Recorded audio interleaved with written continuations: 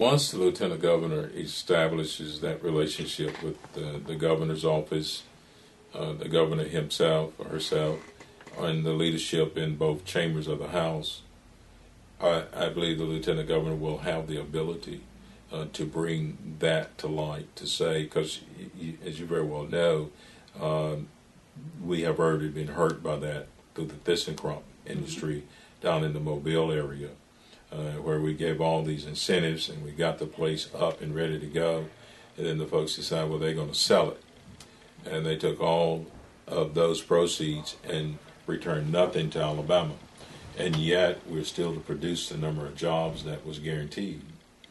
And so we will have things in place, and that would be one of the first things that this lieutenant governor will be pushing, that we make sure that when we give these tax abatements, these tax incentives to these companies moving to Alabama, that in case something like that happens, we get some of our money back, if not all, because it doesn't make sense for us to go out and sell bonds, and the people of Alabama is entrusted to us to take care of their tax dollars, because we're not going to raise taxes, but they entrust us to take care of the tax dollars that we have. And we're going to give it to some company in some hope that they're going to create so many jobs. And then they up and leave us holding the bag and a big monster sitting on somebody's property, then we have done the people of Alabama a disservice. So, yeah, we're going to have things in place. And I believe the lieutenant governor will have the ability, if nothing else, is to shine the light on the problem. And so, and that's what it's going to take. It's going to take an individual who is willing to stand before the cameras and stand before the people of Alabama and says, look, your lieutenant governor wants you to know this is happening to you. You need to ask and talk to your legislature, because he or she are voting on this issue. And you want your tax dollars well taken care of, then you need to talk to them, because this is what's happening. And it's not fair to you. It's not right. Yeah, everybody's anxious to be there at the groundbreaking, but nobody wants to be there at the bankruptcy auction. That's yeah, everybody hold a shovel. Yeah. Spray with gold paint. No, you referred to Golden Dragon. Is that the copper tubing manufacturer? That's the copper tubing manufacturing going in Wilcox County that the governor touted. Said very early on in his administration, I think the second day he announced. Second day in office. Yeah, he announced this company coming to the poorest county in the state. Well, at the time, that poorest county had a hospital. Today, that county don't have a hospital. Yeah. So what did we do to make sure the infrastructure stayed intact? Did we do to make sure that there was adequate medical facilities? Now, I'm rather certain that people from Golden Dragon are asking themselves the same question. You sold us this bill of goods saying you got a good school system, you got hospital care, you got good doctors.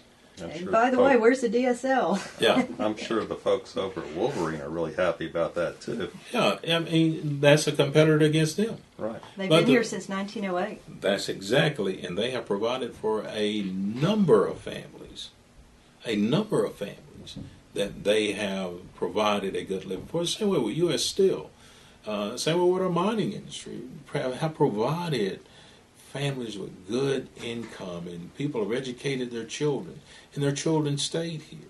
But now, children are moving away.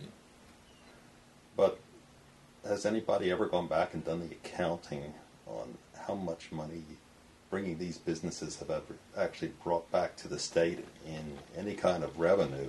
No. The only thing that they could point to, well, they had good jobs, they were earning a little bit better than minimum wage, and so they were putting money into the system.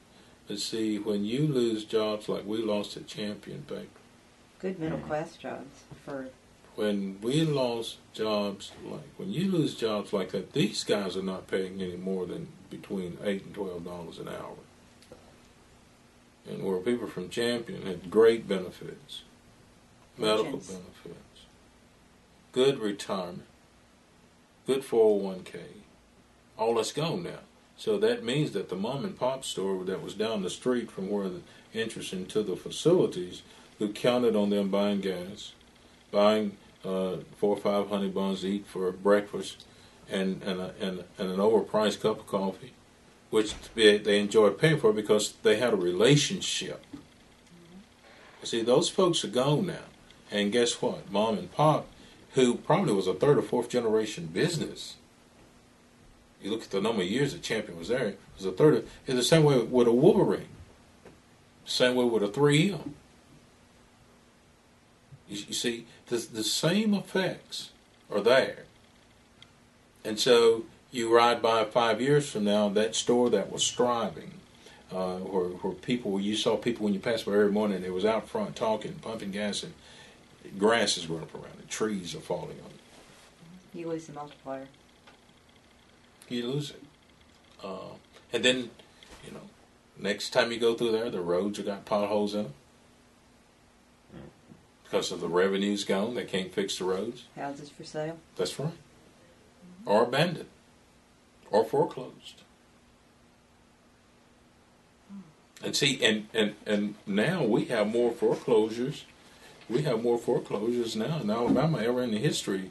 And it seems that we're not paying attention to that. You can ride in communities now and all you see is for sale signs. Or the roof is packed with leaves from last fall. People are just left because they can't afford to live there anymore.